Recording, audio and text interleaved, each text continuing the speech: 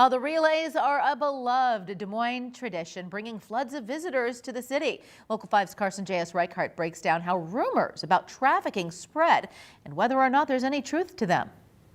Every year, the Drake Relays attracts thousands of visitors to the Des Moines Metro. And you might have heard concerns that all those extra people leads to an uptick in human trafficking.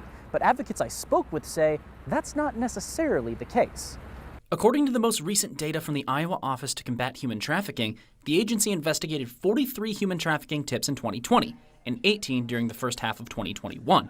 According to Mackenzie Bills with the Iowa Network Against Human Trafficking, there's no evidence that large tourist events like the relays cause those numbers to spike. Traffickers don't want to go where there's large crowds because when there's lots of law enforcement, so they're more likely to actually be elsewhere. The relays aren't the only sporting event that attracts rumors like this.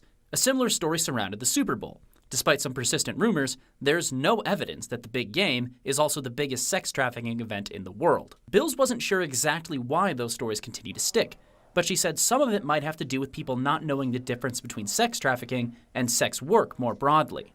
They could be, working, but that doesn't mean that they were coerced or forced into that act, which is the definition of human trafficking. Many trafficking incidents do involve abductions or a person being taken somewhere away from where they live.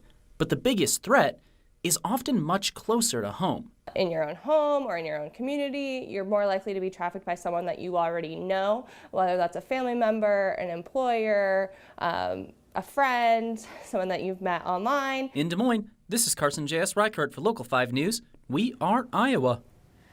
And anyone who suspects human trafficking is happening in any form is asked to call the National Human Trafficking Hotline at the number that you see there on your screen.